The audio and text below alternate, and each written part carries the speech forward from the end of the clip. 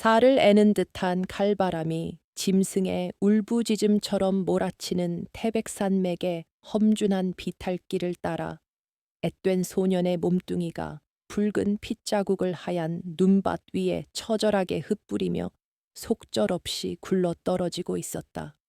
얼어붙은 가시나무 가지들이 비수처럼 날아와 소년의 얼어붙은 뺨과 해진 벗을 사정없이 갈기갈기 찢어발겼으나 소년은 고통에 찬 비명조차 내지르지 못한 채 오직 자신의 앙상한 가슴팍만을 미친 듯이 감싸 안고 있었다.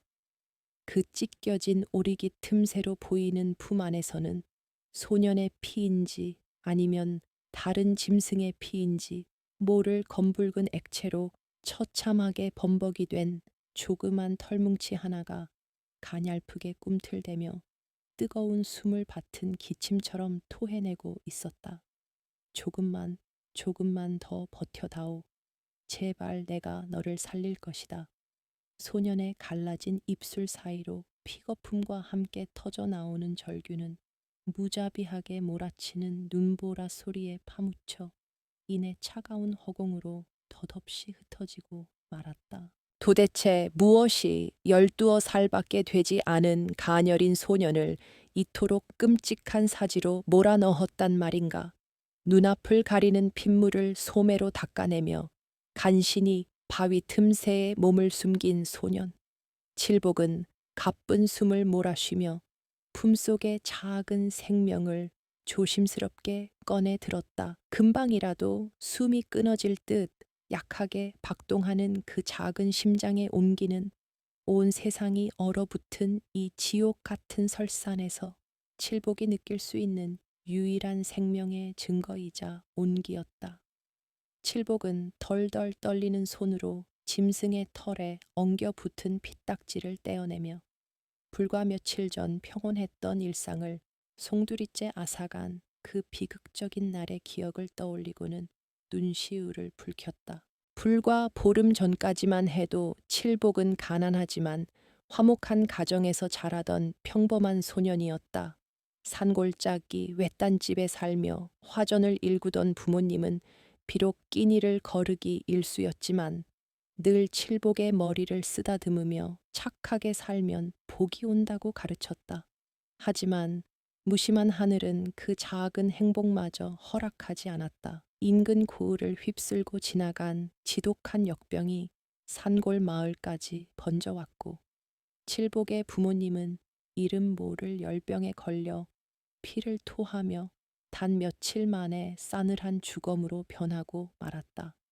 부모의 시신을 거적대기에 말아 차가운 땅에 묻던 날, 칠복의 세상은 완전히 무너져 내렸고 마을 사람들은 역병이 옮을까 두려워 고아가 된 소년을 벌레 보듯 피하며 매정하게 등을 돌려버렸다. 부모를 잃고 하루아침에 천덕꾸러기가 된 칠복은 지독한 배고픔과 사무치는 외로움을 견뎌야 했다. 누구 하나 따뜻한 밥 한 술 내어주지 않는 냉랭한 마을 인심에 상처받은 칠복은 먹을 것을 구하기 위해 위험한 산속을 홀로 헤매고 다닐 수밖에 없었다. 발이 푹푹 빠지는 눈길을 헤치며 마른 칡뿌리라도 캐보려 애쓰던 칠복의 귀에 어디선가 애처롭게 낑낑거리는 짐승의 신음소리가 들려온 것은 바로 그때였다. 호기심과 두려움이 뒤섞인 발걸음으로 소리가 나는 쪽으로 다가간 칠복은 커다란 바위 밑에서 피투성이가 된 채 죽어있는 어미 산짐승과 그 곁에서 젖을 찾으며 울고 있는 손바닥만 한 새끼 한 마리를 발견하게 되었다. 어미의 배에는 사냥꾼이 설치한 창에 찔린 듯한 끔찍한 상처가 나 있었고 이미 몸은 차갑게 식어 눈 속에 파묻혀 가고 있었다. 어미의 죽음을 아는지 모르는지 그 작은 새끼는 식어가는 어미의 젖을 빨려 애를 쓰다 지쳐 바들바들 떨며 마지막 숨을 몰아쉬고 있었다. 그 처참한 광경을 마주한 칠복의 가슴 속 깊은 곳에서 알 수 없는 뜨거운 동병상련의 감정이 끌어올랐다. 세상 천지에 기댈 곳 하나 없이 홀로 남겨진 저 가여운 생명이 꼭 자신과 같아 보였던 것이다. 불쌍한 것, 너도 나와 같구나. 어미를 잃고 혼자 남았구나. 칠복은 참았던 눈물을 터뜨리며 조심스럽게 새끼를 품에 안아들었다. 마을로 돌아온 칠복은 차가운 헛간 구석에 지푸라기를 깔고 새끼를 정성껏 보살피기 시작했다. 칠복은 그 짐승이 산속에 버려진 흔한 들개의 새끼라고만 생각했다. 동네 어귀에서 흔히 볼 수 있는 누렁이, 강아지와 생김새가 매우 흡사했기 때문이다. 칠복은 자신이 주워 온 도토리로 쓴 멀건 죽을 제 입에 넣는 대신 먼저 씹어서 부드럽게 만든 뒤 강아지의 입에 넣어 주었다. 많이 먹어라. 이 형이 너를 잘 키워줄 테니. 칠복이 다정하게 속삭이자 신기하게도 죽어가던 강아지는 며칠 만에 기운을 차리고 칠복의 손가락을 핥으며 꼬리를 살랑거렸다. 그날부터 둘은 세상에 둘도 없는 가족이 되었다. 매서운 겨울밤, 땔감조차 구하기 힘든 헛간 안에서 칠복은 강아지를 품에 꼭 안고 서로의 천에 의지해 추위를 견뎠다. 강아지의 부드러운 털에서 느껴지는 따스한 온기와 규칙적인 심장 박동 소리는 부모를 잃고 악몽에 시달리던 칠복에게 유일한 위안이었다. 강아지 역시 칠복의 발걸음 소리만 들려도 문가로 달려나와 반갑게 맞아주었고 칠복이 슬픔에 잠겨 울 때면 곁에 다가와 젖은 눈빛으로 얼굴을 비벼주었다. 칠복은 이 강아지에게 누렁이라는 소박한 이름을 지어주며 평생 서로를 지켜주겠노라 속으로 맹세했다. 그러나 평화로운 시간은 그리 오래가지 않았다. 잘 먹지도 못하는 형편이었음에도 누렁이는 하루가 다르게 쑥쑥 자라났고 점차 일반적인 개와는 다른 기이한 모습들을 드러내기 시작했다. 뭉툭했던 주둥이는 갈수록 날렵하고 뾰족하게 변해갔고 복슬복슬하던 꼬리는 비정상적으로 길고 풍성해져 바닥을 쓸고 다닐 정도가 되었다. 무엇보다 기이한 것은 그 짐승의 눈빛이었다. 어둠 속에서 번뜩이는 황금빛 눈동자는 평범한 가축의 것이라기엔 지나치게 영민하고 어딘가 소름 끼치게 매혹적이었다. 가끔 밤이 깊어지면 누렁이는 개처럼 멍멍 짖는 대신 구슬프고 기괴한 소리로 길게 울부짖곤 했다. 어느 날 우물가에 물을 기르러 나왔던 마을의 촌장이 우연히 칠복의 뒤를 졸졸 따라오는 누렁이를 목격하게 되었다. 욕심 많고 미신을 맹신하는 촌장의 눈이 경악으로 크게 뜨였다. 촌장은 들고 있던 지팡이로 누렁이를 가리키며 사색이 된 얼굴로 소리쳤다. 네 이놈 저 요망한 짐승은 개가 아니질 않느냐? 털빛하며 저 사악한 눈가를 보아라. 저것은 필시 사람을 홀려 간을 파먹는다는 여우. 그것도 천년 묵은 유물인 불여우의 새끼가 분명하다.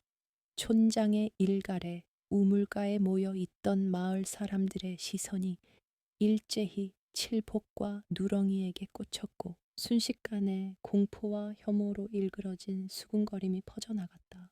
어쩐지 근래에 마을에 불길한 기운이 감돌더니 저 재수 없는 고아 녀석이 산속에서 요물을 주워다 키우고 있었구먼. 당장 저 요사스러운 짐승을 때려 죽여야 마을의 화를 면할 수 있다. 마을 사람들은 순식간에 돌멩이와 몽둥이를 집어들고 칠복을 애워쌌다. 칠복은 본능적으로 누렁이를 등 뒤로 숨기며 필사적으로 변명했다. 아닙니다. 이 아이는 그냥 불쌍한 강아지일 뿐입니다. 아무도 해치지 않았습니다. 제발 살려주세요. 그러나 광기에 휩싸인 사람들의 귀에 칠복의 애원은 닿지 않았다. 누군가 던진 뾰족한 돌멩이가 칠복의 이마를 강타했고 붉은 피가 주르륵 흘러내려 시야를 붉게 물들였다. 그 순간 칠복의 뒤에 숨어 바들바들 떨고 있던 누렁이가 날카로운 송곳니를 드러내며 사람들을 향해 기괴한 소리로 위협했다. 그 모습은 영락없는 산짐승의 흉포한 본성이었다. 저것 보게 요물의 본색을 드러냈다. 당장 죽여라. 촌장의 명령이 떨어지기가 무섭게 장정들이 몽둥이를 휘두르며 덤벼들었고 칠복은 무자비한 매질을 온몸으로 막아내며 누렁이를 품에 안았다. 등과 어깨가 부서질 듯한 고통 속에서도 칠복의 머릿속에는 단 하나의 생각뿐이었다. 내 유일한 가족, 내 동생과도 같은 이 아이를 어떻게든 지켜내야 한다는 결연한 의지뿐이었다. 누런가 도망가자 이리로 칠복은 혼란을 틈타 장정들의 가랑이 사이를 뚫고 전 먹던 힘까지 쥐어짜 내어 뒷산으로 달리기 시작했다. 저놈 잡아라. 요물과 함께 화형에 처해버려라. 분노한 마을 사람들은 횃불을 들고 사냥개를 앞세워 그 뒤를 미친 듯이 추격해왔다. 칠복은 발이 찢어지고 숨이 턱 끝까지 차올랐지만 뒤돌아보지 않고 오직 산 정상만을 향해 내달렸다. 익숙한 산길이었지만 눈이 쌓여 미끄러웠고 매서운 추위는 칠복의 감각을 마비시키고 있었다. 사냥개들의 맹렬한 짖음이 귓가를 때리고 사람들의 저주 섞인 고함이 등골을 서늘하게 만들었다. 추격대는 끈질겼다. 칠복은 절벽 끝자락까지 내몰리고 말았다. 앞에는 까마득한 낭떠러지가 입을 벌리고 있었고 뒤에서는 시퍼런 칼날을 든 장정들이 포희망을 좁혀오고 있었다. 이제 도간에 든 쥐다. 그 요물을 이리 넘기고 죗값을 받아라. 촌장이 탐욕스러운 눈빛을 번뜩이며 협박했다. 칠복은 품속에서 두려움에 떠는 누렁이를 내려다보았다. 황금빛 눈망울에서 눈물이 맺혀 있는 것을 본 칠복은 씁쓸한 미소를 지었다. 걱정하지 마라. 형이 지켜준다고 했잖니. 칠복은 마음을 굳게 먹고 뒤로 한 걸음 물러섰다. 절대 넘겨주지 않아. 우리는 함께 살 것이다. 칠복의 단호한 외침과 함께 그는 누렁이를 꽉 끌어안고 망설임 없이 천길 낭떠러지 아래로 몸을 던졌다. 어둠과 눈보라가 뒤섞인 허공을 가르며 추락하는 순간 칠복은 세상의 모든 소리가 사라지는 듯한 기묘한 평온함을 느꼈다. 단지 품속의 여우, 아니 누렁이의 따뜻한 천만이 선명하게 느껴질 뿐이었다. 우두둑. 나뭇가지에 걸려 몸이 튕겨나가는 둔탁한 충격과 함께 칠복은 의식을 잃고 끝없는 비탈길을 굴러떨어졌다. 피와 눈물이 범벅이 된 채 소년과 여우의 슬프고도 기이한 인연은 그렇게 잔혹한 운명의 소용돌이 속으로 속절없이 빨려 들어가고 있었다. 가슴을 짓누르는 지독한 통증과 얼굴을 핥는 까끌까끌한 감각에 칠복은 희미하게 눈을 떴다. 온몸의 뼈가 으스러진 듯한 고통 속에서 가장 먼저 시야에 들어온 것은 칠복의 뺨에 제 몸을 비비며 처절하게 낑낑거리는 누렁이의 금빛 눈망울이었다. 낭떠러지에서 추락할 때 소나무 가지들이 완충 역할을 하고 그 아래 두텁게 쌓인 눈더미가 기적적으로 두 생명을 품어준 덕분에 목숨을 부지할 수 있었던 것이다. 칠복은 입가에 엉겨 붙은 피를 토해내며 간신히 상체를 일으켰다. 옷은 갈기갈기 찢어져 살같이 훤히 드러났고 삭풍이 불어올 때마다 칼로 생사를 저미는 듯한 한기가 온몸을 파고들었지만 칠복은 자신의 상처보다 품 안에 여우가 무사한지 살피는 것이 먼저였다. 여우는 다친 곳 하나 없이 말짱한 모습으로 칠복의 피 묻은 손가락을 핥으며 안도의 숨을 내쉬고 있었다. 사위가 칠흑 같은 어둠에 잠기고 태백산맥의 살을 애는 듯한 맹추위가 본격적으로 몰아치기 시작했다. 칠복은 덜덜 떨리는 다리를 간신히 일으켜 세우고는 누렁이를 품에 안고 비틀거리며 산길을 헤맸다. 마을로 돌아갈 수는 없었기에 인적이 드문 곳을 찾아야만 했다. 한참을 눈밭을 헤치며 걷던 칠복의 눈에 오래전 숯 굽는 이들이 버리고 떠난 낡은 움막 하나가 들어왔다. 지붕의 집단은 썩어 문드러지고 문짝마저 떨어져 나가 흉물스러운 몰골이었지만 지금 칠복과 여우에게는 이조차 감지덕지한 피난처였다. 움막 안으로 들어선 칠복은 썩은 지푸라기를 모아 바닥에 깔고 그 위에 웅크리고 누워 누렁이를 꼭 끌어안았다. 지붕 틈새로 눈보라가 들이쳤지만 둘은 서로의 천을 날로 삼아 이 끔찍한 겨울밤을 견뎌내야만 했다. 밤이 깊어질수록 추위보다 더 견디기 힘든 것은 장자를 쥐어짜는 듯한 지독한 굶주림이었다. 며칠을 굶은 칠복의 뱃속에서는 뇌성병력 같은 소리가 울렸고 영양실조로 앙상하게 마른 누렁이 역시 기운 없이 축 늘어진 채 가쁜 숨만 몰아쉬고 있었다. 조금만 참아라. 날이 밝으면 형이 먹을 것을 구해오마. 산짐승이든 사람이든 배를 채우지 않고는 살 수 없는 법이니 내가 어떻게든 구해보마. 칠복은 힘없는 목소리로 중얼거리며 뼈만 남은 여우의 등을 하염없이 쓰다듬었다. 어둠 속에서 번뜩이는 여우의 눈빛은 이제 완벽히 야생의 짐승처럼 날카로워져 있었고 길어진 주둥이와 풍성해진 꼬리는 촌장의 말대로 천년 묵은 요물이라는 불여우의 형상을 띠고 있었다. 하지만 칠복의 눈에는 그저 자신과 함께 고난을 헤쳐나가는 불쌍한 동생일 뿐이었다. 다음 날 아침 칠복은 누렁이를 움막 깊숙한 곳에 숨겨두고 조심스럽게 산을 내려왔다. 아무리 모진 핍박을 받았어도 이대로 앉아 굶어 죽을 수는 없었기에 목숨을 걸고 다시 마을로 들어가 구걸을 하기로 결심한 것이다. 하지만 마을의 풍경은 어제보다 더욱 싸늘하고 적막했다. 칠복이 나타나자마자 마을 사람들은 역병 환자나 귀신을 본 것처럼 기겁을 하며 대문을 굳게 걸어 잠갔다. 저주받은 놈이 또 내려왔다. 어서 소금을 뿌려라. 요물과 노란한 놈이 무슨 낯짝으로 마을에 얼씬거리느냐. 담장 너머로 날아오는 돌멩이와 오물 세례를 맞으며 칠복은 무릎을 꿇고 손이 발이 되도록 빌었다. 제발 찬밥 한 덩이만 적선해 주십시오. 짐승이 굶어 죽어갑니다. 제발 목숨만 살려주십시오. 그러나 돌아오는 것은 얼음장처럼 차가운 멸시와 침 뱉는 소리뿐이었다.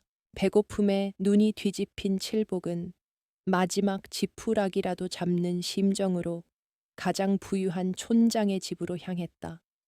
촌장의 집 굴뚝에서는 고기 굽는 연기가 모락모락 피어올랐고 그 기름진 냄새는 칠복의 위장을 미친 듯이 자극했다. 솥을 대문 앞에 엎드린 칠복은 피멍든 이마를 땅에 찌으며 목청껏 소리쳤다. 촌장 어르신, 제발 자비를 베풀어 주십시오. 제 목숨은 어찌 되어도 좋으니 그 어린 생명이 먹을 쌀뜨물 한 그릇만이라도 내어 주십시오. 은혜는 평생 잊지 않겠습니다. 칠복의 구슬픈 애원은 기와집 담장을 넘어 마당까지 울려 퍼졌지만 안에서는 고기를 씹고 술을 마시는 왁자지껄한 웃음소리만 새어나올 뿐이었다. 한참 뒤 육중한 대문이 열리고 비단 옷을 걸친 촌장이 하인들을 거느리고 나타났다. 촌장은 입가에 묻은 기름기를 닦아내며 경멸 어린 시선으로 칠복을 내려다 보았다. 이 독종 같은 놈, 그 높은 벼랑에서 떨어지고도 살아 돌아오다니 과연 요물이 단단히 씌었구나. 내 놈이 끌어안고 있는 그 불려우 새끼를 내어놓지 않는 한 이 마을에서 쌀 한 톨도 얻어갈 수 없을 것이다. 당장 그 요사스러운 짐승의 가죽을 벗겨내어 우리 집 사냥개들의 밥으로 던져준다면 내 특별히 내 놈에게는 따뜻한 국밥 한 그릇을 내어주마. 촌장의 말은 인간의 탈을 쓴 악마의 속삭임과 다를 바 없었다. 배고픔에 눈이 돌아갈 지경이었지만 칠복은 단호하게 고개를 저었다. 그 아이는 제 가족입니다. 결코 짐승의 밥으로 내어줄 수 없습니다. 오냐, 배가 덜 고픈 모양이구나. 저놈을 매우 쳐서 다시는 마을에 발을 들이지 못하게 하라.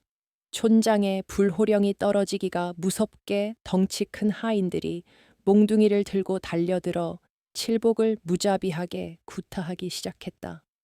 칠복은 온몸을 웅크린 채 그 무수한 매질을 고스란히 받아냈다.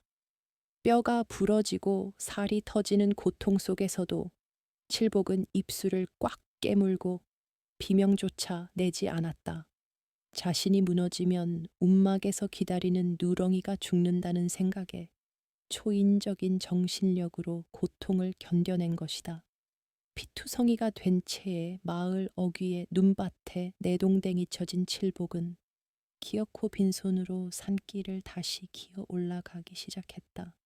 하얀 눈 위에 붉은 선혈이 뚝뚝 떨어지며 처절한 발자국을 남겼다. 칠복이 움막으로 돌아왔을 때 누렁이는 문지방까지 기어나와 구슬프게 울고 있었다. 주인의 몸에서 나는 지독한 피 냄새를 맡은 여우는 칠복의 상처난 얼굴을 앞발로 어루만지며 마치 사람처럼 눈물을 뚝뚝 흘렸다. 울지 마라. 나는 괜찮다. 오늘 먹을 것은 구하지 못했지만 내일은 꼭 구해주마. 칠복은 덜덜 떨리는 손으로 여우를 품에 안았다. 여우는 칠복의 찢어진 옷자락 사이로 세우며 나오는 피를 제혀로 조심스럽게 핥아내며 지혈을 시도했다. 까끌까끌한 여우의 혀가 상처에 닿을 때마다 쓰라린 통증이 밀려왔지만 그 뒤로 밀려오는 따뜻하고 뭉클한 위로에 칠복은 참았던 눈물을 왈칵 쏟아내고 말았다. 인간에게서는 받아본 적 없는 순수한 애정과 온기였다. 그날 밤 칠복은 산속을 뒤져 얼어붙은 나무 뿌리와 썩은 도토리 몇 알을 간신히 찾아내 씹어 삼켰다. 여우에게도 그것을 잘게 으깨어 먹여 보았지만 육식 짐승인 여우는 풀뿌리를 소화하지 못하고 계속해서 토해내기만 했다. 칠복은 자신의 무능함을 자책하며 가슴을 쳤다. 미안하다. 정말 미안하다. 형이 능력이 없어 너를 굶겨 죽이게 생겼구나. 칠복이 오열하자 여우는 자신의 천이라도 나누어 주려는 듯 칠복의 품을 깊숙이 파고들었다. 인간들에게 버림받고 세상 끝으로 내몰린 고아 소년과 어미를 잃고 사냥감이 된 짐승, 둘은 서로가 아니면 이 냉혹한 세상을 살아갈 이유조차 없었다. 이들에게 인간의 도덕이나 세상의 법도는 아무런 의미가 없었다. 시간이 갈수록 추위는 더욱 맹위를 떨쳤고 굶주림으로 인한 기력 저하는 칠복의 눈동자마저 흐리멍덩하게 만들었다. 설상가상으로 모진 구타를 당했던 상처들이 골마 터지면서 칠복의 몸은 불덩이처럼 달아오르기 시작했다. 열에 들뜬 칠복은 헛소리를 중얼거리며 사경을 헤맸다. 어머니, 아버지, 배가 고파요. 누렁이 밥을 줘야 하는데 의식이 멀어져 가는 와중에도 칠복의 머릿속에는 오로지 누렁이 걱정뿐이었다. 여우는 밤새도록 칠복의 곁을 지키며 자신의 거친 털로 소년의 몸을 덮어주었고 열이 오르는 칠복의 이마를 차가운 눈으로 식혀주며 애타게 울부짖었다. 그 울음소리는 마치 하늘에 대고 살려달라고 비는 듯한 처절한 기원이었다. 어느덧 겨울의 한복판 눈보라가 움막을 통째로 삼킬 듯 거세게 몰아치는 밤이었다. 칠복의 숨소리는 잦아들고 여우의 울음소리도 점차 힘을 잃어갔다. 희미해져 가는 의식 속에서 칠복은 여우의 황금빛 눈동자를 바라보았다. 누런가, 만약 내가 죽거든 내 살이라도 파먹고 꼭 살아야 한다. 그것은 소년이 남기는 처절한 유언이었다. 하지만 여우는 고개를 저으며 칠복의 뺨을 비비고 또 비볐다. 자신을 거두어준 유일한 인간, 부모이자 형제였던 이 소년을 결코 포기할 수 없다는 듯이 피와 눈물로 얼룩진 차가운 움막 안에서 소년과 여우는 서로의 영혼까지 얽어매는 피보다 진한 운명의 굴레를 묵묵히 받아들이고 있었다. 그리고 그 지독한 고난은 두 생명을 죽음의 문턱까지 밀어붙이고 있었다. 지독한 흉년 끝에 찾아온 매서운 동장군은 인간의 알량한 생명력을 시험하듯 태백산맥 전체를 꽁꽁 얼려버렸다. 산골짜기 마을에는 눈 폭풍보다 더 잔혹한 죽음의 그림자가 드리워지고 있었으니 칠복의 부모를 앗아갔던 그 끔찍한 역병이 다시금 마을을 덮친 것이다. 배고픔에 면역력마저 바닥난 마을 사람들은 추풍 낙엽처럼 쓰러졌고 매일 밤 마을 어귀에서는 시체를 태우는 매캐한 연기와 곡소리가 끊이지 않았다. 욕심 많은 촌장조차도 역병의 창궐 앞에서는 두려움에 떨며 곳간을 걸어 잠그고 벌벌 떨 뿐 이웃의 죽음에는 눈길조차 주지 않는 생지옥이 펼쳐지고 있었다. 마을에서 멀리 떨어진 버려진 움막에도 죽음의 그림자는 예외 없이 찾아들었다. 매질당한 상처가 골마 터지면서 시작된 칠복의 열병은 이제 걷잡을 수 없는 상태로 치달았다. 소년의 앙상한 몸은 금방이라도 타버릴 듯 뜨거운 열기를 뿜어내고 있었고 갈라진 입술에서는 신음조차 제대로 나오지 않았다. 칠복은 자신이 지금 이승에 있는지 저승에 있는지조차 구분하지 못하는 몽롱한 상태에 빠져 허공을 향해 헛손질을 하며 죽은 부모의 이름을 애타게 부르짖고 있었다.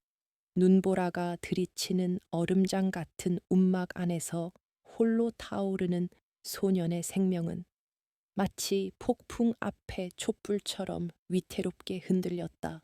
곁을 지키던 누렁이, 즉 늙은 여우의 새끼는 사시나무 떨듯 바들바들 떨며 칠복의 곁을 한시도 떠나지 못했다. 짐승의 본능으로 죽음의 냄새를 감지한 여우는 극도의 불안감에 휩싸여 움막 안을 미친 듯이 서성거렸다.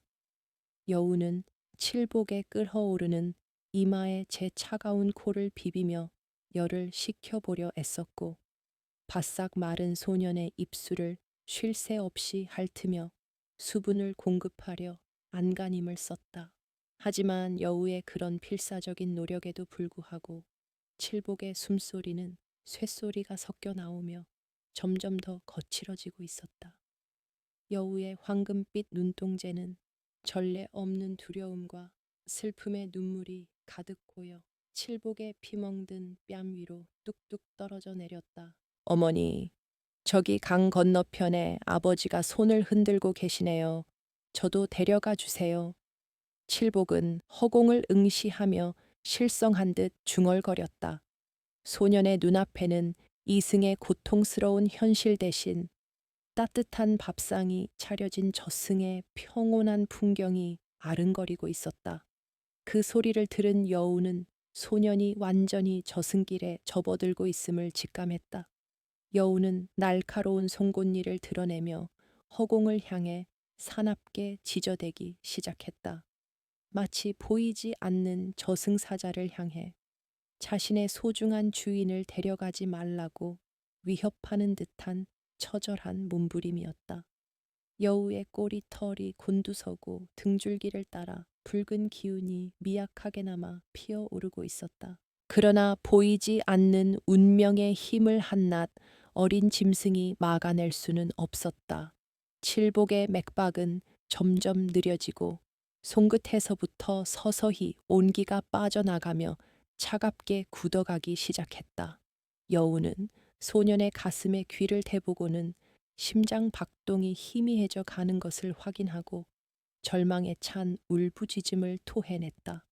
그 울음소리는 단순한 짐승의 소리가 아니라 마치 인간의 오열처럼 깊고 처절하여 밤하늘의 눈보라 소리마저 압도할 지경이었다.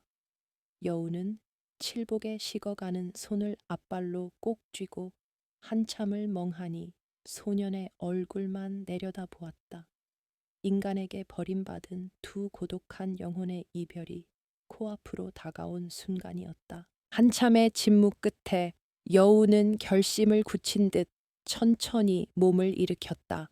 여우의 눈빛은 이전에 두려움에 떨던 나약한 짐승의 그것이 아니었다.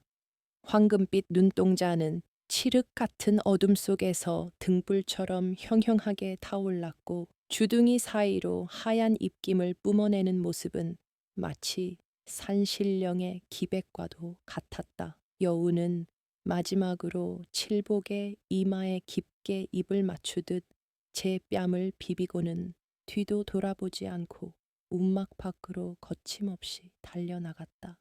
찢어질 듯한 눈보라가 여우의 작은 몸뚱이를 금방이라도 집어삼킬 듯 맹렬하게 몰아쳤지만 여우는 아랑곳하지 않고 태백산맥의 가장 깊고 험준한 정상을 향해 번개처럼 내달리기 시작했다. 한밤중 정신이 잠시 돌아온 칠복은 힘겹게 눈을 떴다. 습관처럼 손을 뻗어 자신의 품속을 더듬었지만 언제나 그곳에 있어야 할 따뜻한 털뭉치의 감촉은 온데간데 없었다. 누런가, 누런가, 어디 있니? 칠복은 갈라진 목소리로 힘겹게 불렀지만 돌아오는 것은 움막 틈새로 불어닥치는 날카로운 바람 소리뿐이었다. 칠복은 젖먹던 힘을 다해 고개를 돌려 움막 안을 살폈다. 텅 빈 헛간, 그리고 열려있는 문틈으로 이어진 여우의 발자국이 눈볼에 서서히 지워지고 있었다. 그 순간 칠복의 가슴 속에서 믿을 수 없다는 듯한 거대한 절망감이 파도처럼 밀려왔다. 이 결국 너마저 나를 버리고 떠난 것이냐. 칠복의 메마른 눈에서 뜨거운 눈물이 주르륵 흘러내렸다. 부모를 잃고 마을 사람들에게 핍박받고 굶주림과 추위에 시달리면서도 칠복이 끝까지 삶의 끈을 놓지 않았던 단 하나의 이유는 바로 누렁이의 존재 때문이었다. 서로가 서로의 전부였고 서로의 유일한 구원이라 믿어 의심치 않았다.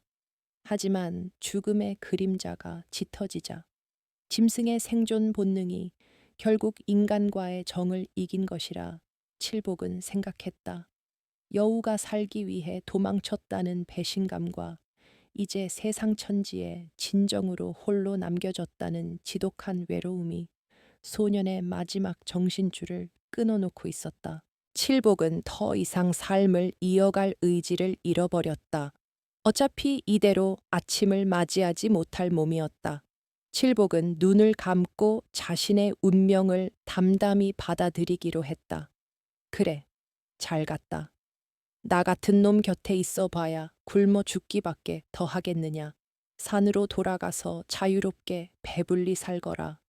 칠복은 속으로 여우의 안녕을 빌며 쓰라린 미소를 지었다. 비록 자신은 버림받았지만 누렁이만이라도 이 지옥 같은 겨울을 살아남기를 바라는 순수한 마음이었다. 온몸을 덮쳐오는 살인적인 추위 속에서 칠복의 호흡은 점차 얕아지고 그의 의식은 깊고 어두운 시면의 바다로 서서히 침잠해 들어갔다. 같은 시각 여우는 상상을 초월하는 태백산의 험난한 지형을 돌파하고 있었다. 여우가 향하는 곳은 인간은 물론이고 웬만한 산짐승들조차 얼씬도 하지 못한다는 태백산맥 최고봉의 비밀스러운 계곡이었다. 전설에 따르면 그곳에는 죽은 자의 영혼도 불러들인다는 신령한 약초, 천년설삼이 자라고 있다고 전해졌다. 어미로부터 그 약초의 존재를 본능적으로 물려받은 여우는 주인을 살릴 수 있는 유일한 희망이 바로 그것뿐임을 직감하고 사지로 뛰어든 것이다. 날카로운 얼음 조각들이 여우의 발바닥을 찍고 거센 눈보라가 시야를 가렸지만 여우의 발걸음은 한 치의 주저함도 없었다. 그러나 그 신령한 계곡으로 가는 길은 험난하기 그지없었다.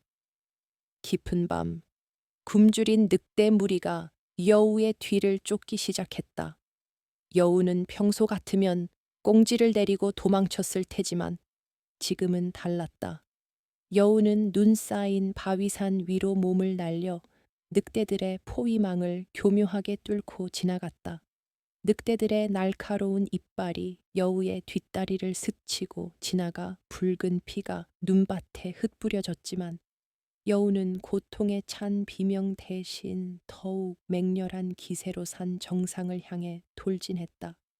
주인을 향한 절대적인 헌신이 본능을 지배하고 연약한 새끼 여우를 전설 속 요물 불여우의 현신처럼 탈바꿈시키고 있었다. 계곡의 입구에 다다르자 기괴한 안개가 자욱하게 깔리며 불길한 기운이 여우를 감쌌다.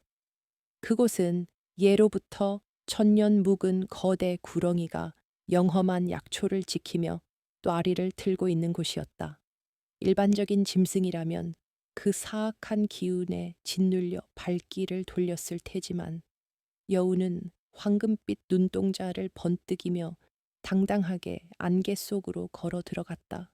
주인을 살려야 한다는 단 하나의 일념은 이미 죽음에 대한 공포를 초월해 있었다. 여우의 작은 몸집 뒤로 거대한 짐승의 연기 같은 붉은 아우라가 희미하게 일렁이기 시작했다. 그것은 칠복의 곁을 지키며 쌓아온 순수한 사랑이 깨워낸 산신의 영역이었다. 여우가 산속에서 목숨을 건 사투를 벌이는 동안 움막 안의 칠복은 이제 완전히 숨을 멈춘 듯 미동조차 없었다. 창백하게 질린 소년의 얼굴에는 고통도 원망도 없는 평온함만이 감돌았다. 마을에서도 역병으로 죽어나간 시체들을 구덩이에 몰아넣고 불태우는 연기가 하늘을 뒤덮고 있었다. 탐욕스러운 촌장은 자신도 역병에 걸릴까 두려워 무당을 불러 구판을 벌이고 그 책임이 모두 산속에 요물을 키우는 칠복 때문이라며 거짓 선동을 일삼고 있었다. 인간 세상의 끝없는 탐욕과 이기심이 빚어낸 참극의 한가운데서 가장 순수했던 소년의 영혼은 그렇게 소리 없이 꺼져가고 있었다. 폭풍우 치는 밤하늘에는 달빛조차 숨어버렸고 태백산맥 깊은 곳에서는 무언가 거대한 짐승들이 격렬하게 충돌하는 듯한 괴이한 굉음이 간헐적으로 울려 퍼졌다. 칠복은 여우가 자신을 배신했다고 믿으며 차가운 바닥에서 마지막 숨을 내쉬었지만 사실 그 순간에도 여우는 자신의 피와 살을 찢어 바치며 주인의 목숨을 구하기 위해 지옥도 한복판에서 사투를 벌이고 있었던 것이다. 이 지독한 오해와 엇갈림 속에서 동이 트기까지의 시간은 야속하게만 흘러갔고 운명의 여신은 이 가여운 소년과 여우의 결말을 한치 앞도 알 수 없는 칠흑 같은 어둠 속으로 몰아넣고 있었다.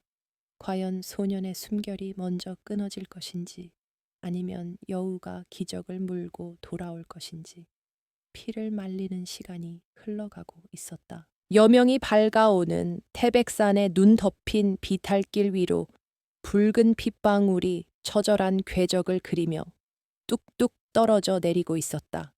밤새 몰아치던 눈보라가 멎고 서늘한 아침 햇살이 산등성이를 비추기 시작했을 때 만신창이가 된 붉은 짐승 한 마리가 다리를 절뚝거리며 얼어붙은 눈밭을 힘겹게 기어 내려오고 있었다. 여우의 몸은 그야말로 성한 곳이 하나도 없을 정도로 처참하게 찢겨 있었다. 천년 묵은 구렁이의 독리에 스친 어깨에서는 검붉은 피가 쉴 새 없이 흘러나와 하얀 눈을 적셨고 날카로운 발톱에 핥히어진 옆구리는 속살이 훤히 드러날 정도로 깊게 패여 있었다. 거친 숨을 몰아쉴 때마다 입가에서는 붉은 피거품이 끓어올랐지만 여우의 턱만큼은 무언가를 지키려는 듯 단단히 맞물려 있었다. 그 피투성이가 된 여우의 주둥이 사이로 영롱한 푸른빛을 내뿜는 전설 속의 신령한 약초인 천년설삼이 고귀한 자태를 드러내고 있었다. 여우의 황금빛 눈동자는 극심한 피로와 고통으로 금방이라도 감길 듯 파르르 떨리고 있었지만 그 시선만큼은 오직 저 아래 소년이 누워있는 다 허물어진 운막만을 향해 고정되어 있었다. 밤새 구렁이와 사투를 벌이며 살과 뼈가 으스러지는 고통을 겪으면서도 여우를 버티게 한 것은 오로지 칠복을 살려야 한다는 단 하나의 일념뿐이었다. 늑대 무리의 추격을 따돌리고 구렁이의 뙬리를 피해 약초를 낚아채던 순간의 공포는 이미 여우의 머릿속에서 지워진 지 오래였다. 여우는 한 걸음을 뗄 때마다 전신을 관통하는 고통에 비틀거리면서도 결코 쓰러지지 않았다.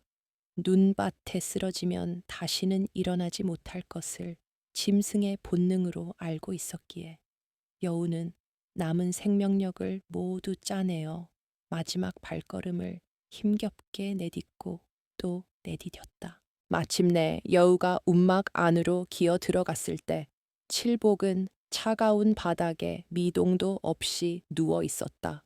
소년의 얼굴에는 핏기라곤 찾아볼 수 없을 정도로 창백하게 질려 있었고 가슴팍에 오르내림조차 거의 느껴지지 않아 마치 이미 숨을 거둔 듯한 모습이었다. 여우는 입에 물고 있던 설삼을 조심스럽게 칠복의 입가에 내려놓고는 피 묻은 제 주둥이로 소년의 차가운 뺨을 애처롭게 비볐다. 제발 눈을 떠다오. 내가 약을 구해왔으니 제발 눈을 떠다오.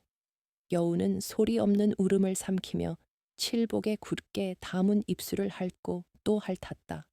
여우의 따뜻한 눈물이 소년의 얼어붙은 얼굴 위로 떨어져 내렸고 설삼에서 뿜어져 나오는 신령한 향기가 움막 안의 퀴퀴한 곰팡내를 순식간에 밀어내고 기이한 온기를 채우기 시작했다. 바로 그 순간이었다. 움막 바깥에서 거친 발소리와 함께 쇠소리 섞인 사내들의 목소리가 들려오더니 썩어 문드러진 나무문이 요란한 소리를 내며 박살나고 말았다.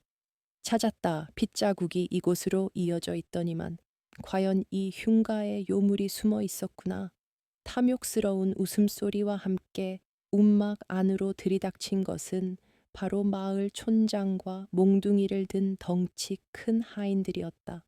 촌장은 어젯밤 태백산맥 깊은 곳에서 울려 퍼지던 괴이한 짐승들의 울음소리를 듣고 필시 요물 부려우가 산신의 약초를 건드렸을 것이라 짐작하여 하인들을 이끌고 그 뒤를 쫓아왔던 것이다. 촌장의 눈은 바닥에 놓인 푸른빛의 천년설삼을 발견하자마자 탐욕으로 이글거리며 번뜩였다. 아니, 저것은 천년에 한 번 나온다는 전설의 설삼이 아니더냐. 저 요물이 정말로 저 귀한 것을 캐왔구나.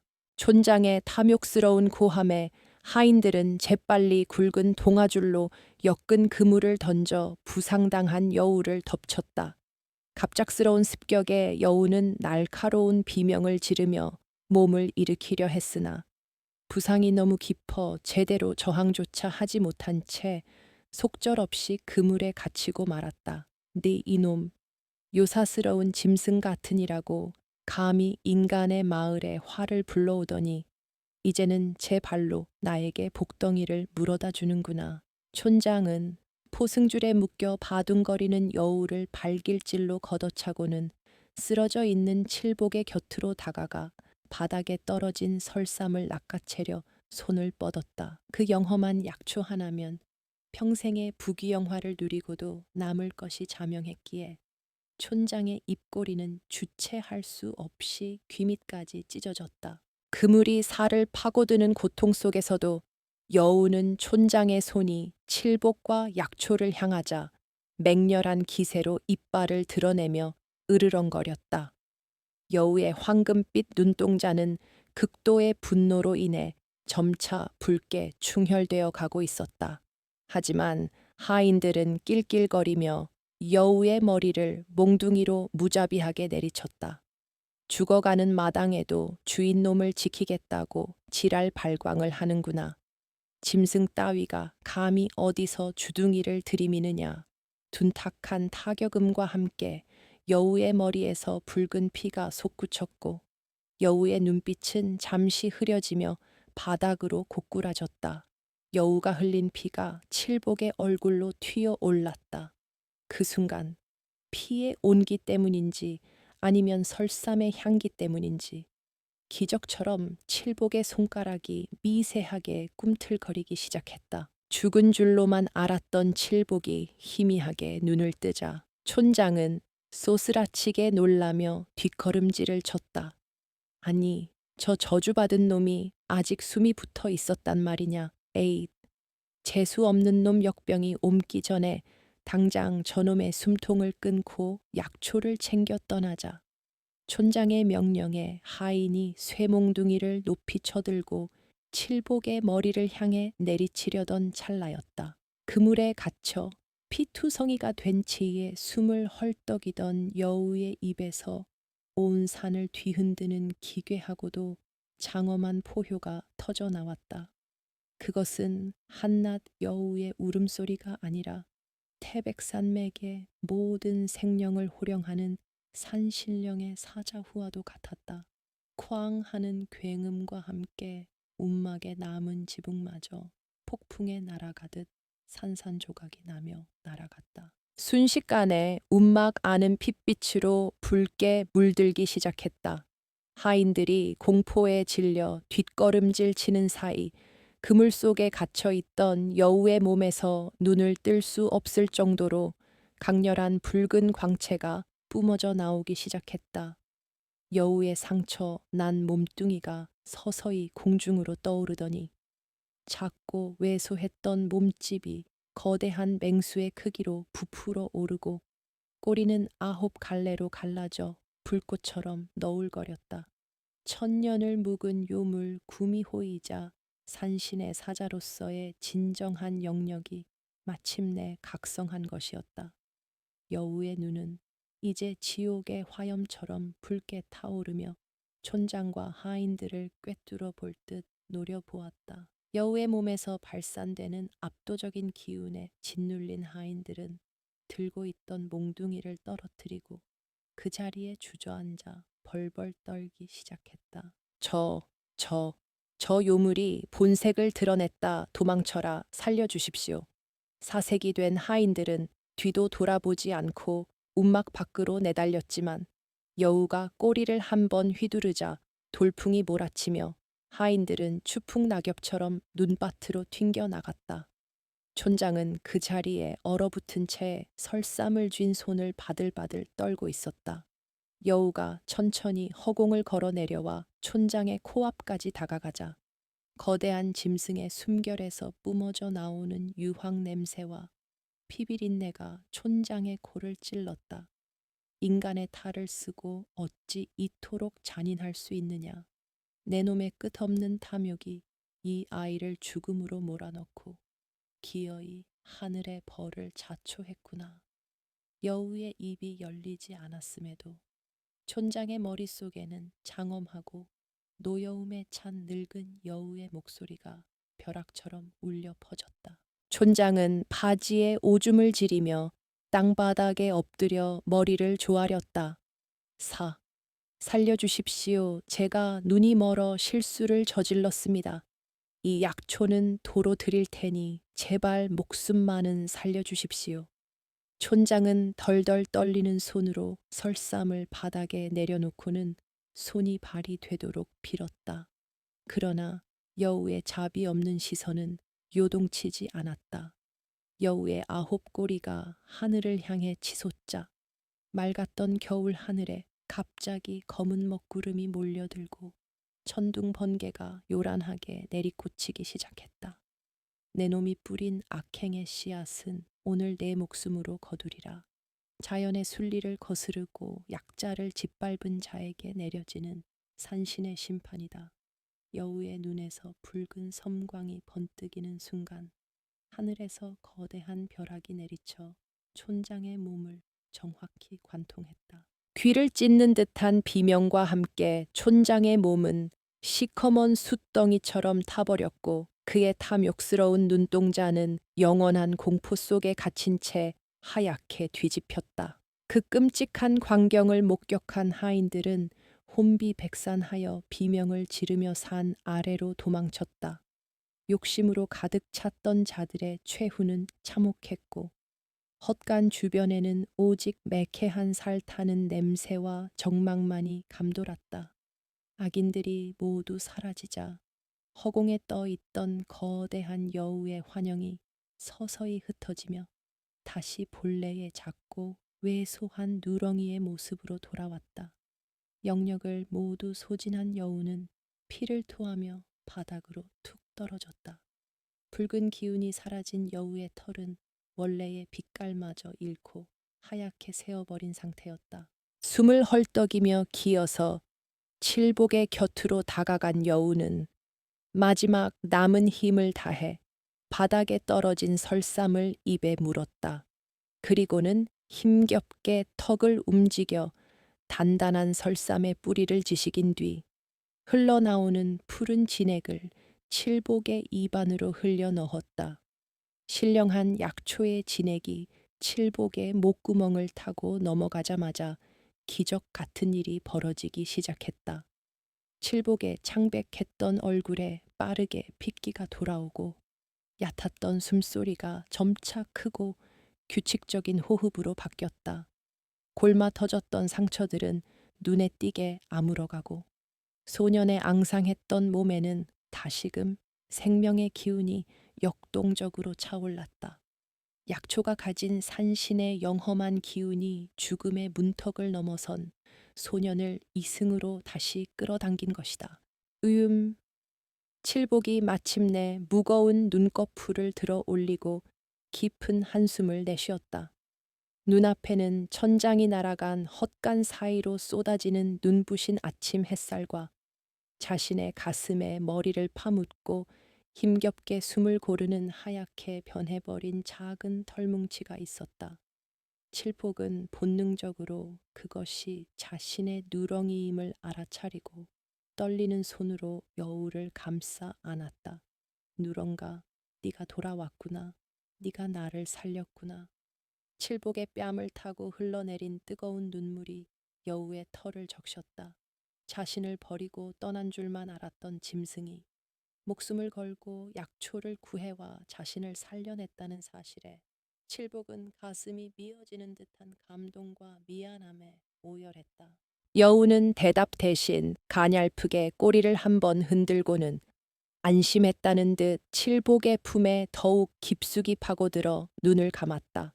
극심한 상처와 영역의 소진으로 인해 이제 여우에게는 평범한 산짐승으로서의 수명조차 얼마 남지 않은 듯 보였지만 여우의 입계는 평온한 미소가 걸려 있었다.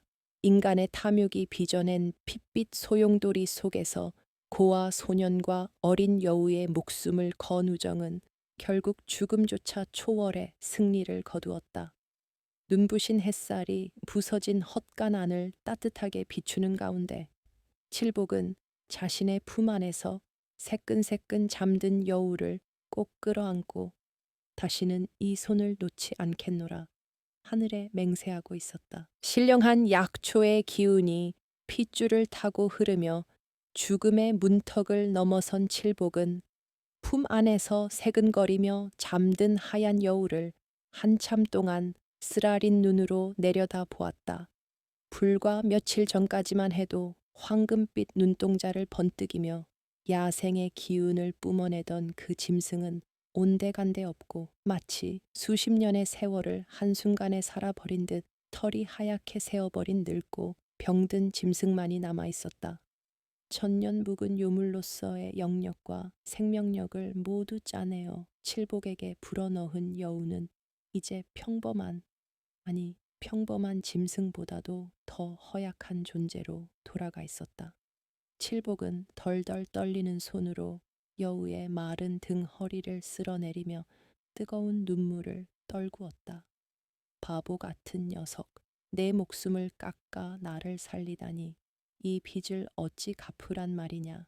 부서진 헛간 틈새로 새우며드는 따스한 봄볕이 두 생명을 포근하게 감싸 안고 있었다. 탐욕스러운 촌장이 천벌을 받아 숫덩이로 변해버린 사건은 이웃 마을까지 소문이 퍼지며 산골짜기를 뒤흔들었다.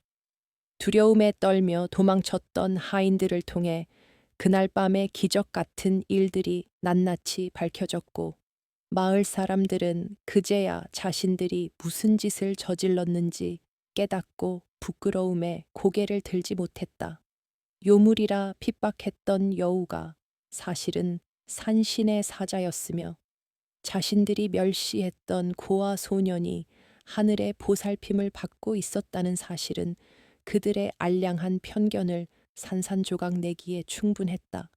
사람들은 칠복이 머무는 헛간으로 찾아와 무릎을 꿇고 쌀과 고기를 바치며 지난날의 악행을 눈물로 사죄했다.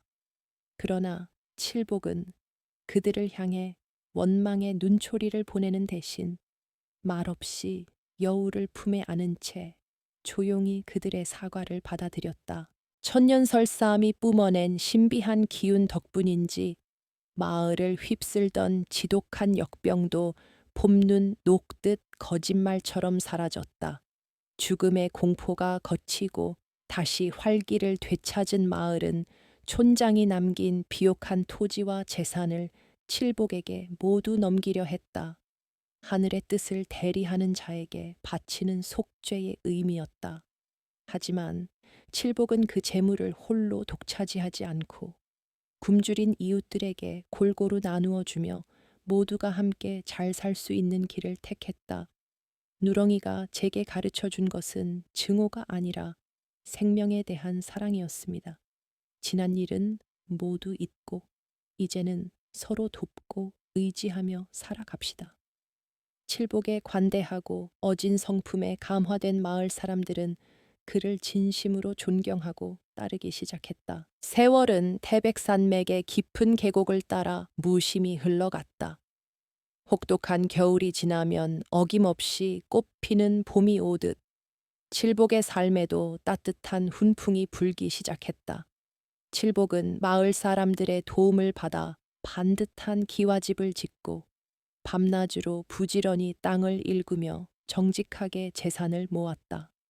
천년설삼을 먹은 덕분인지 칠복은 잔병치레 한 번 없이 장골로 성장했고 그의 지혜롭고 자애로운 성품은 인근 고을에까지 널리 알려져 덕망 있는 인물로 칭송받았다. 그는 가난한 자들의 곡식 창고를 열어주고 억울한 이들의 송사를 도와주며 과거 자신이 겪었던 고통을 다른 이들이 겪지 않도록 베풀고 또 베풀었다. 그 평화로운 세월의 한가운데에는 언제나 하얗게 늙어버린 여우 누렁이가 있었다. 비록 예전처럼 산을 내달리거나 기묘한 영역을 부리지는 못했지만 여우는 칠복의 곁을 그림자처럼 지키며 따뜻한 안식처가 되어 주었다. 낮에는 칠복이 일하는 논둑 옆에 엎드려 졸다가 칠복이 부르는 소리에 꼬리를 흔들었고 밤이 되면 칠복의 발치에 몸을 웅크리고 누워 소년에서 청년이 된 주인의 이야기를 묵묵히 들어주었다. 칠복은 맛있는 고기가 생길 때마다 가장 부드러운 부위를 여우에게 내어주었고 겨울이 오면 손수 짠 비단 방석을 깔아주며 극진히 보살폈다. 둘 사이의 끈끈한 유대는 인간과 짐승의 경계를 넘어선 지 오래였다. 하지만 자연의 순리마저 거스를 수는 없는 법이었다. 10여 년의 세월이 흐르자 이미 한 번 생명력을 고갈시켰던 여우의 육신은 한계에 다다르고 있었다. 여우의 눈은 백내장으로 뿌옇게 흐려져 앞을 제대로 보지 못했고 귀마저 멀어 칠복의 발걸음 소리조차 듣지 못할 때가 많아졌다. 하루의 대부분을 잠으로 보내던 여우는 숨을 쉴 때마다 고통스러운 듯 미세한 경련을 일으켰다. 칠복은 전국의 용하다는 의원을 불러들이고 값비싼 약재를 구해 보았지만 여우의 쇠락해 가하는 생명의 불꽃을 되살릴 수는 없었다. 칠복은 여우를 품에 안고 밤을 지사으며 다가오는 이별의 시간을 애써 부정하려 몸부림쳤다. 어느 깊은 가을날 창밖으로 붉은 단풍잎이 속절없이 떨어져 내리던 오후였다. 며칠간 물 한 모금 마시지 못하고 누워만 있던 여우가 갑자기 기운을 차린 듯 비틀거리며 자리에서 일어났다.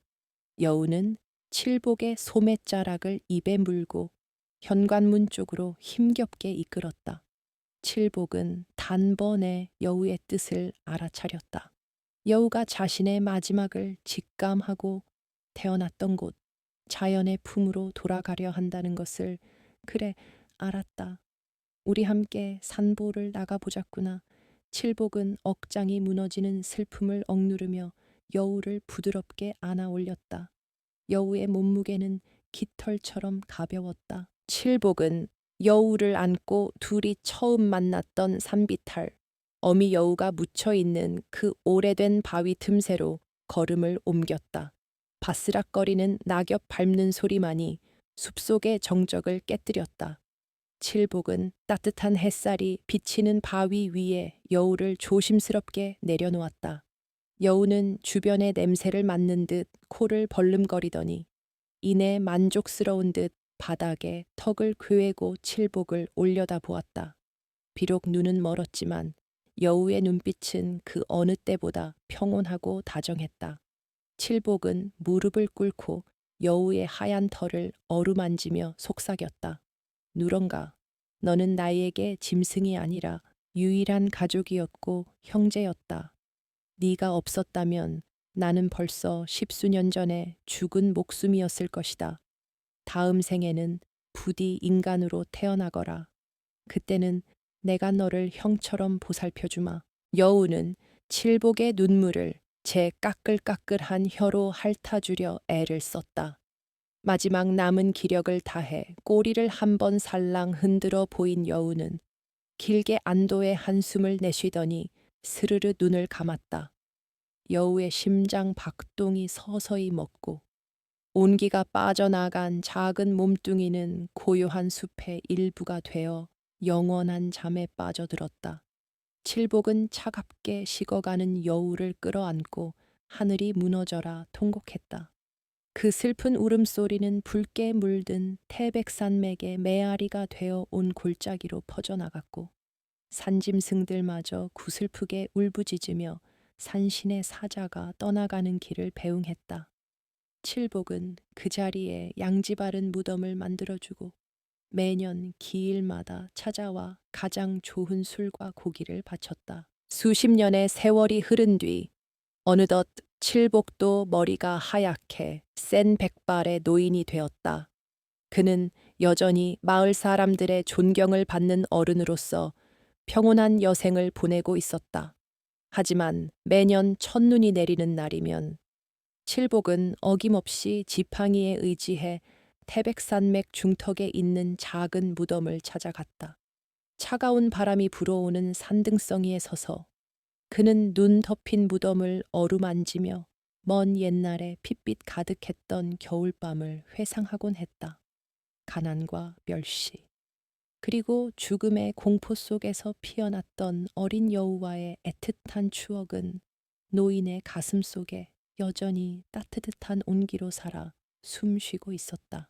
세상 사람들은 짐승을 미천하다 여기고 오직 인간만이 만물의 영장이라 자부하지. 허나 보게나 제 욕심에 눈이 멀어 사람을 죽이고 은혜를 저버리는 인간이 과연 저 말 못하는 짐승보다 낫다고 할 수 있겠는가. 칠복은 허공을 향해 조용히 독백했다.